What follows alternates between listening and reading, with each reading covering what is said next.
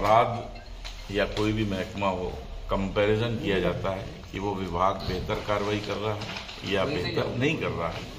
तो उस कंपैरिजन के दौरान अभी जनवरी का महीना समाप्त हुआ है, जनवरी 24 का, और जनवरी 23 लास्ट ईयर में कितना अपराध हुआ, कितने अपराधी पकड़े गए, अपराध बढ़ा, कम हुआ, पुलिस के द्वारा लोकल स्पेशल एक्ट की माइनर की कार्रवाई कम हुई, ज़्यादा हुई, उस संदर्भ में कल आपके एक मीडिया परिवार की तरफ से आज सुबह देखने को मिला, मेरे को पढ़ने को भी मिला, और उससे ऐसा महसूस हुआ पढ़ करके कि उन्होंने लिखा था हर शीर्षक में बहुत अधिक बढ़ोतरी हो गई। उसके बाद ही कि भाई मैं अपना घर संभालूं, अगर बढ़ोतरी हो गई तो निश्चित रूप से कुछ उपाय करूं ताकि उस पर मैं अंकुश लगा पाऊं। तो जो आंकड़े मेरे द्वारा क्राइम ब्रांच ने प्रस्तुत किए हैं उससे जो रिफ्लेक्ट होता है वो मैं आपको निवेदन करना चाहता हूं कि माह जनवरी 24 में जनवरी 23 की अपेक्षा कुल आईपीसी भारतीय दंड संहिता के किसी भी धारा का अपराध हो, लूट, डकैती, बलात्कार, हत्या, हत्या का प्रयास, साइबर क्राइम, व्हाटएवर, कुल अपराध में 20% की कमी आई है। वर्ष 2023 जनवरी में 652 अपराध दर्ज थे और वर्ष 2023 जनवरी में 31 तारीख तक 519 प्रकरण दर्ज हैं, जो कि 20% की कमी है। हत्या के प्रयास 307, जो ज्यादातर यहाँ चाकूबाजी होती है, हत्या के प्रयास में दर्ज करते हैं प्रकरण। जनवरी 23 में 30 प्रकरण दर्ज हुए थे, मतलब एक चाकूबाजी रोज हुई होगी जनवरी 23 में। माह जनवरी 24 में ये घट करके 7 प्रकरण रह गए और 77% की कमी आई है। डकैती का एक प्रकरण जनवरी 23 में दर्ज हुआ था, अभी इस महीने में कोई भी प्रकरण दर्ज नहीं है, तो वो 100% की कमी है। लूट के जो अक्सर चेन स्नैचिंग वगैरह की वारदातें होती हैं या कोई और मोबाइल छीनने की जो लूट की धाराओं में प्रकरण दर्ज होते हैं, उसमें 8 प्रकरण दर्ज हुए थे जनवरी 23 के महीने में। 24 में 6 प्रकरण दर्ज हुए और 25% की कमी है। बलात्कार में 71% की कमी आई है। बलात्कार के केसेस में जो जनवरी 23 में 24 प्रकरण थे और जनवरी 24 में 7 प्रकरण है। नकबजनी, जो घर में घुस के चोरी इत्यादि होती है, 6 की तुलना में 3 प्रकरण दर्ज हुए हैं और 50% की कमी है। अन्य भारतीय दंड संहिता, ये तो कुछ बाइफर्केशन है, टोटल मैंने पहले ही बता दिया, 652 की जगह 519 है। 403 की तुलना में 285 प्रकरण दर्ज होकर के 29% की कमी आई है। तो महिला अत्याचार में 46% की कमी है।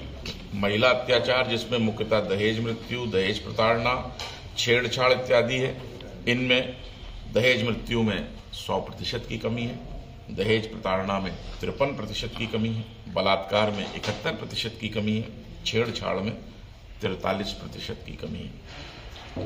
SC/ST पर अत्याचार के संदर्भ में 2023 में 22 प्रकरण दर्ज हुए थे, जनवरी 24 में 16 प्रकरण दर्ज होकर के 27% की कमी है। तो मोटा मोटा आईपीसी के विभिन्न कैटेगरी के, इसके अतिरिक्त पुलिस जो स्वयं ऑफेंसिव होकर के कार्रवाई करती है और जिसके तहत वो लोकल स्पेशल माइनर एक्ट के प्रकरण दर्ज करती है, जिसमें एक्साइज एक्ट है, आर्म्स एक्ट है, गैम्बलिंग एक्ट इत्यादि है। NDPS एक्ट में 88% की वृद्धि हुई। हमने 88% केस दर्ज किए, ज्यादा। जनवरी 23 में 8 थे, जनवरी 24 में 15 प्रकरण दर्ज किए। एक्साइज एक्ट में हम बढ़ोतरी नहीं कर पाए, 50 जनवरी 23 में भी प्रकरण थे, इस बार भी 50 ही प्रकरण है और बराबरी हम कर पाए। जो फायर एक्ट के आर्म्स के 3/25 के प्रकरण दर्ज होते हैं, उसके अंदर 5 की तुलना में 10 प्रकरण दर्ज होकर के 100% की कमी हुई है। सड़क दुर्घटनाएं जिसमें कि मानव जान जाती है, बड़ा जरूरी एस्पेक्ट है, उसके अंदर दुर्घटनाओं के अंतर्गत माह जनवरी में 43 प्रकरण दर्ज थे, सॉरी मैं गलत कह गया, जनवरी 23 में 62 थे और 43 दर्ज हुए जनवरी 24 में। 31% की कमी सड़क दुर्घटनाओं के प्रकरण दर्ज होने में आई है। उसमें जो घायल व्यक्तियों की संख्या है वो 61 से गिर करके 46 रह गई है और 25% की कमी है। मृतकों की संख्या, जिसमें कि जनवरी 23 में 9 लोगों का देहांत हुआ था और जनवरी 24 में 7 लोगों का देहांत हुआ है, 22% की कमी है। गुमशुदा बच्चे, बच्चियां, पुरुष, स्त्री इत्यादि जो गुमशुदा हो जाते हैं पुलिस दस्तयाब करती है। नाबालिग भी हैं, इसमें बालिग भी हैं। बालक 4 की जगह 6 हमने दस्तयाब किए, 50% की वृद्धि है दस्तयाबी की फिगर। बालिका 7 की जगह 12 हमने दस्तयाब करी, 71% की बढ़ोतरी है। महिलाओं की बरामदगी में हम पीछे रह गए, 59 महिलाएं जनवरी 23 में बरामद हुई थी, इस बार 49, 10 महिलाएं कम है, 17% की कमी है। पुरुष 15 की जगह 25, तो 67% ज्यादा हम पुरुषों को दस्तयाब करने में, जो भाग जाते हैं या खो जाते हैं, दस्तयाब करने में कामयाब रहे। अगर इन सब का टोटल कर दें, बालक, बालिका, महिला, पुरुष, ओवरऑल 85 दस्तयाब हमने किए थे जनवरी 23 में, 92 लोग दस्तयाब किए जनवरी 24 में, 8% की बढ़ोतरी है। अब ये सबसे इंपॉर्टेंट पॉइंट है, गिरफ्तार वांछित अपराधी।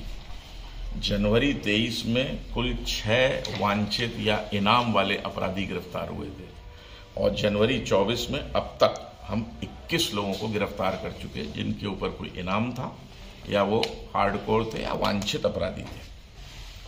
कहने का तात्पर्य इतना सा है कि नई सरकार के आते ही उन्होंने 100 दिवसीय कार्य योजना की घोषणा हुई, प्रत्येक राजस्थान सरकार के विभाग के लिए, पुलिस पर भी लागू थी। और इस आंकड़ों को देख करके लग रहा है कि जनवरी के महीने में कोटा शहर पुलिस उस 100 दिवसीय कार्य योजना में कार्रवाई करती नजर आ रही है। एक तरफ तो अपराधों की संख्या में लगातार गिरावट इसमें नजर आई है माह जनवरी के महीने में, और पुलिस की जो ऑफेंसिव कार्रवाई है धरपकड़ की, चाहे गुंडे बदमाशों को पकड़ना हो, 3/25 आर्मसेट के केस बनाने हो या कुछ भी करना हो, उसमें बढ़ोतरी नजर आ रही है। तो ये अभियान मेरी अपेक्षा है कि मेरी टीम के माध्यम से मैं फरवरी महीने, चूंकि 100 दिवसीय कार्य योजना अभी भी चल रही है, हम इसको लगातार जारी रखेंगे। आज भी 6 और 7 2 दिन का अभियान पुलिस मुख्यालय के निर्देश से अपराधियों की धरपकड़ का चल रहा है।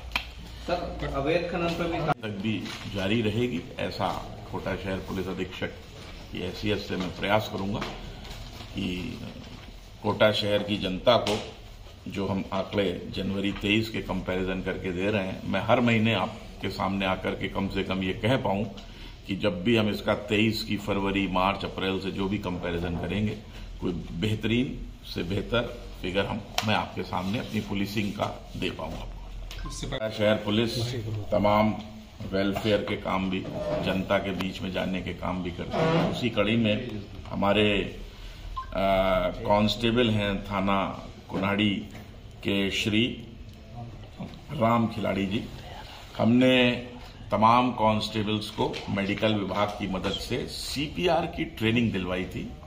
मोटे मोटे सीपीआर की ट्रेनिंग, यदि किसी को हार्ट अटैक आ रहा है या हार्ट में कोई व्यवधान आ रहा है, सांस लेने में दिक्कत हो रही है, तो वो इमरजेंसी रिस्पांस है, डॉक्टर उपलब्ध नहीं है, तो सबको आना चाहिए।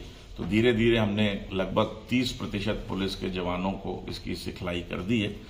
उससे मदद मिली कि वहां नानता नहर है, तो सबको पता है कोटा शहर में चंबल की तमाम नहरें जो सिंचाई के काम में आती हैं, उसमें एक सज्जन गिर गए और लगभग उनकी सांस उखड़ चुकी थी, जिसको कि हमारे कांस्टेबल राम खिलाड़ी ने तत्काल देखा, निकाला। अचेत अवस्था में था तो उसकी सांसें रुक रही थी। अगर सीपीआर की टेक्निक न दी जाती तो शायद उनके बचने की संभावना नगण्य या शून्य थी, क्योंकि जब तक हॉस्पिटल ले जाते 10-15 मिनट लगता, उतना ही बहुत। ये तो कुछ क्षण और सेकंड्स का खेल होता है, उसमें अगर आपने उसके हृदय को दबा करके जो टेक्निक है सीपीआर की, वो अगर पालना कर दी तो शायद उखड़ती हुई सांसें लौट आए। तो इसको हमारे राम खिलाड़ी ने सीपीआर दिया, जबकि कोई ट्रेन डॉक्टर, मेडिकल नर्स वो नहीं है। बड़ा सराहनीय काम इन्होंने किया, मैं तो सम्मानित करूंगा ही। साथ में मैं आईजी साहब, राज्य सरकार, पुलिस मुख्यालय से निवेदन करूंगा कि इनको एक जान से बड़ी कोई चीज नहीं, बचाने के एवज में अगर हो सके तो गैलेंट्री प्रमोशन से भी नवाजा जाए।